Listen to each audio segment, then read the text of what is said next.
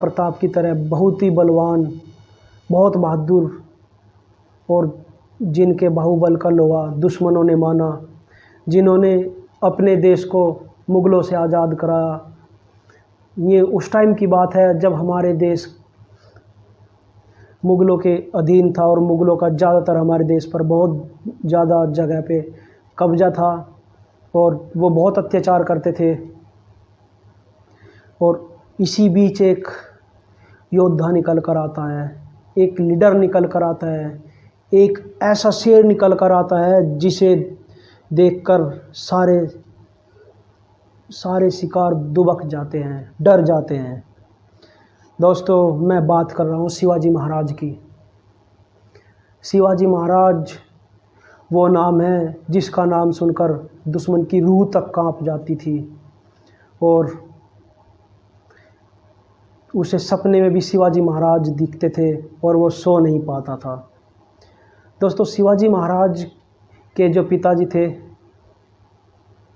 वो मुग़ल के दरबार में ही काम करते थे। मुग़ल राजा था, वहीं पे उनकी सेवा करते थे। उनकी माता थी जो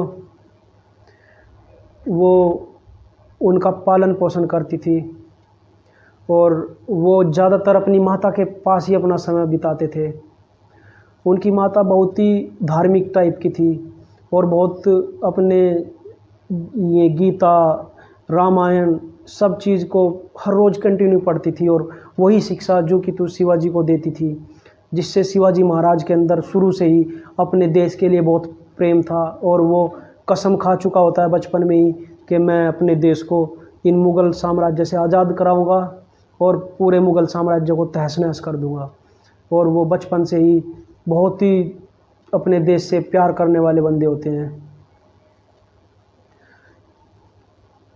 तो शिवाजी महाराज जैसे ही बड़े होते हैं तो वो महाराष्ट्र में एक पुणे नाम की जगह है, वहाँ पे जाते हैं। वो देखते हैं वहाँ पे वो मराठाओं का एक गढ़ होता है, वहाँ पे मराठा सबसे ज़्यादा होते हैं।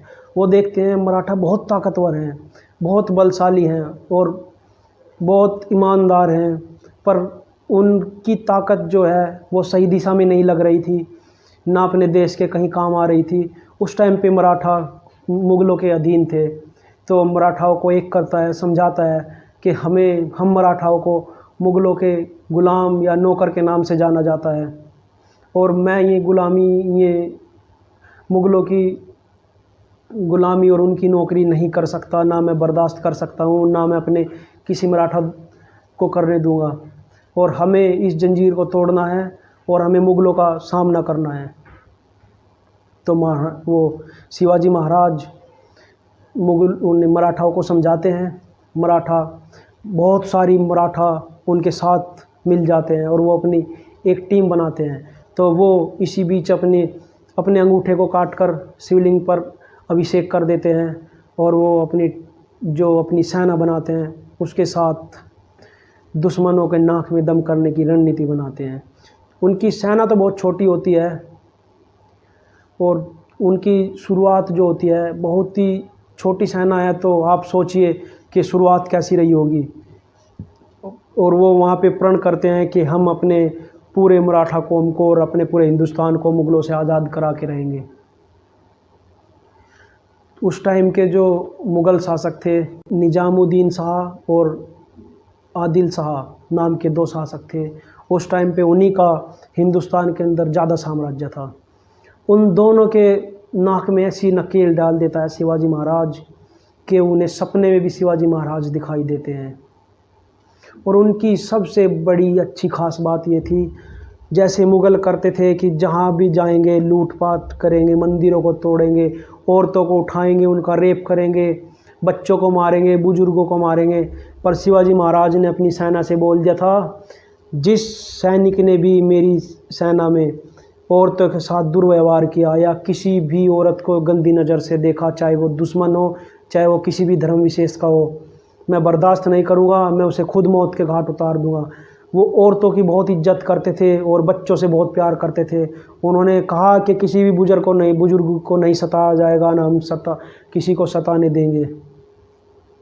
तो उनकी इस अच्छी वजह से, इनकी इस अच्छी सोच की वजह से लोग उनके बहुत बड़े फ़ैन हुए और उनकी सेना भी बढ़ती चली गई। उनकी सेना में बहुत सारे मुस्लिम भी थे जो देश प्रेम करते थे और मुग़लों के ख़िलाफ़ भी थे। वो भी मुग़लों से अपने देश की आज़ादी चाहते थे। मुग़ल वो थे जो बाहर से आए थे और हमारे देश के जो मुस्लिम थे वो अपने देश से बहुत प्यार करते थे।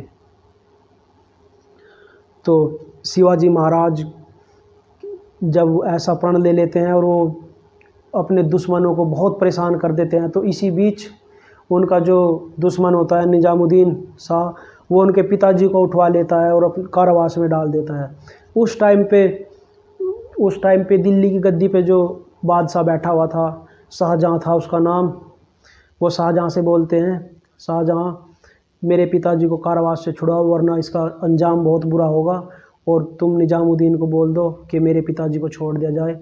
आप उनके ऊपर प्रेशर करो और मैं तुम्हारा हर जगह साथ दूंगा। और वो शाहजहाँ को बोलते हैं कि तुम्हारे ऊपर अब युद्ध होने वाले हैं, जितने भी तुम्हारे साथ युद्ध होंगे और तुम्हारे दुश्मन तुम पे निगाहें गड़ाए बैठे हैं, क्योंकि जो मेरे दुश्मन हैं वो तुम्हारा भी राज्य हड़पना चाहते हैं। तो मैं पीछे से तुम्हें सपोर्ट करूँगा और मैं तुम्हें युद्ध जिताऊँगा। तो शाहजहाँ के दिमाग में वो बात आ जाती है, जबकि शाहजहाँ भी मुग़ल होता है और निज़ामुद्दीन भी, पर वो उससे उसके पिताजी को छुड़वा लेता है। ये उनकी अच्छी राजनीति थी। शिवाजी महाराज दुश्मन को बहुत बार बिना लड़े ही हरा देते थे। उनके बाहुबल को दुश्मनों ने भी माना। वो अपने दिमाग से और ताकत से दोनों से लड़ते थे। शिवाजी महाराज को आज के टाइम में महाराणा प्रताप और चाणक्य का कॉम्बिनेशन कहा जाता है, क्योंकि उनका जो बाहुबल था महाराणा प्रताप के जैसा था और उनकी बुद्धिमत्ता चाणक्य जैसी थी। वो दोनों के कॉम्बिनेशन से बना हुआ महापुरुष था। और इसके बाद निज़ामुद्दीन शिवाजी से बहुत परेशान आ जाता है, तो वो शिवाजी को मारने के लिए अफजल खां को भेजता है। अफजल खां से बोलता है मुझे शिवाजी से छुटकारा दिलवाओ और तुम उसे मारकर आओ और शिवाजी को ख़त्म कर दो, क्योंकि अब मेरे से बर्दाश्त नहीं हो रहा है, क्योंकि उसने हमारा जीना हराम कर दिया। तो अफजल खां उसे मारने के लिए जाता है। तो वो एक चाल खेलता है। वो शिवाजी से बोलता है, शिवाजी महाराज मैं तुमसे मिलना चाहता हूँ और मैं तुमसे मिलूँगा, तुम भी मिलने आओ। मैं भी हथियार लेके नहीं आऊँगा, ना मेरे पास कोई सेना होगी, तुम भी बिना हथियार के आओगे और बिना सेना के आओगे। उसे पता था शिवाजी महाराज बहुत ईमानदार हैं और अपने वादे के बहुत पक्के हैं, तो इसलिए उसे विश्वास था कि शिवाजी महाराज को मैं जैसे कहूँगा वो ऐसे ही आ जाएंगे। तो शिवाजी महाराज अफजल खां से मिलने के लिए आते हैं। वो जैसे ही दोनों आमने सामने आते हैं तो दोनों एक दूसरे के गले मिलते हैं, और जब वो दोनों एक दूसरे के गले मिलते हैं तो अफजल खां साजिश के तहत आया हुआ होता है। वो अपनी बगल से छुरी निकालता है और शिवाजी महाराज को घोंपने लगता है। पर शिवाजी महाराज बहुत दिमागदार थे। वो बेईमाना नहीं करते थे, वो धोखे से किसी शत्रु को नहीं मारना चाहते थे, पर अपनी सुरक्षा का वो पहले ध्यान रखते थे। उन्होंने अपना ऐसा स्टील का एक कोट बनाया हुआ था जो अंदर था, जो दिखाई नहीं देता था, पर वो इतना मजबूत था जिसके अंदर से कोई छुरा उन्हें छू नहीं सकता, कोई अस्त्र शस्त्र उनका कोई कुछ नहीं बिगाड़ सकता। तो वो जितने वार अफजल खां उन पर करता है, किसी वार का उनके ऊपर कोई असर नहीं होता। और शिवाजी महाराज अफजल खां को जब मारते हैं, शिवाजी महाराज अपने हाथों में सिंह नख के नाम का एक हथियार पहने रखते हैं जो सिंह के नाखूनों के जैसा होता है। वो अंगूठे से लोक खुल जाता है उसका। शिवाजी महाराज जब देखते हैं कि इसने धोखा किया मेरे साथ, तो वो अपने अंगूठे से उसका लोक खोलकर उसे फाड़ डालते हैं बीच से ही, और अफजल खां की सारी आंतड़ियाँ बाहर आ जाती है और अफजल खां वहीं पे तड़प कर मर जाता है। इसके बाद शिवाजी महाराज अफजल खां की सेना को वहाँ से खदेड़ देते हैं अपनी सेना के सहारे से, और वहीं पे प्रतापगढ़ उसका एक किला होता है जिस पे अफजल खां का कब्जा होता है, उसे छुड़वा लेते हैं और अपने अंडर में ले लेते हैं। फिर उसके बाद 15 दिन बाद ही उसका दूसरा किला होता है, उसे भी जीत लेते हैं। ये तो शिवाजी महाराज की जीत की बात रही। और इसके बाद ही शिवाजी महाराज एक युद्ध हारते हैं। एक राजा होते हैं मिर्ज़ा जयसिंह, जिन्हें मुग़ल भी राजा मान लेते हैं और वो उन्हें मिर्ज़ा बना लेते हैं, तो उनका नाम मिर्ज़ा जयसिंह पड़ जाता है। तो मिर्ज़ा जयसिंह इन्हें एक युद्ध में हरा देते हैं, और युद्ध में हराने के बाद इनसे एक संधि पर साइन कराते हैं जिसमें इन्हें अपने 23 किले छोड़ने होते हैं, जो मुग़ल अपने अंडर में ले लेते हैं, और शिवाजी महाराज वहाँ से उन किलों को छोड़ देते हैं। वो हार मान लेते हैं, हार हुई, शिवाजी महाराज ने हार मानी, और उस हार के बाद जो उन्होंने बाउंस बैक किया वो इतना ख़तरनाक था जिसने दुश्मनों की रूह तक कपा दी और दुश्मनों को इतना हैरान कर दिया कि दुश्मनों को शिवाजी महाराज के नाम से ही पसीने आने लगते थे। शिवाजी महाराज अपने 23 किले तो हार जाते हैं, इसके 1 साल के बाद ही शिवाजी महाराज उन्हीं दुश्मनों से 360 किले अपने ले लेते हैं जिन पर उनका अधिकार होता है, और वो सेना बनाते हैं जो हमारे देश के अंदर जो जल सेना बनाई थी, जिसे आज नेवी के नाम से बोला जाता है। सबसे शुरुआत में शिवाजी महाराज ने सेना बनाई थी। शिवाजी महाराज को इंडियन नेवी का फादर भी कहा जाता है क्योंकि उन्होंने इसकी शुरुआत की थी। और शिवाजी महाराज से उसके दुश्मन इतने परेशान थे, शिवाजी महाराज के जो दुश्मन थे उन्हें पहाड़ी चूहा कहने लगते थे कि उनका पता ही नहीं लगता कि कहाँ से कब निकल जाए और कहाँ से वार कर दे। सारे दुश्मन उनके हैरान थे और शिवाजी महाराज से इतना खौफ खाते थे कि वो उनकी पतलून गीली हो जाती थी।